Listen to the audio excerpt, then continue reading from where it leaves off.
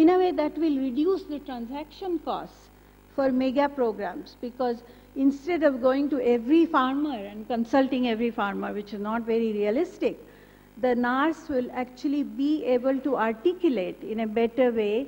the needs of their own farmers, because they are inclusive to begin with, not just NARIs, and the regional organizations will be more inclusive, and therefore, in the long run, I think all of this process could reduce the transaction costs and make programs much more effective.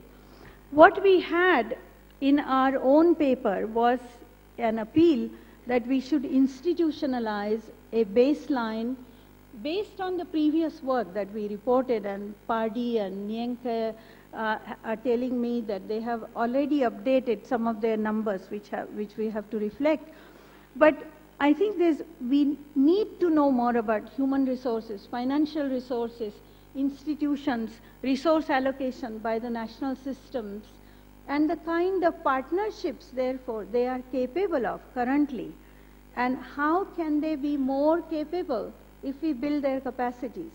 And I think that's an area where obviously BRIC countries and advanced countries can play an important role, as they did in the past, in the way the US helped India to build its land grant system. Lot more of that needs to happen now. And this kind of a collaborative effort, we hope, will lead to that. So that's something I'm hoping we will be able to report at the next GCARD. Then best practices. I think there are so many different examples that we need to report on, where women are participating, where there are value chains, where farmers are being heard, many, many examples. One appeal then as a researcher also I want to make is that don't just believe in success stories unless there is some independent evaluation of those success stories. Because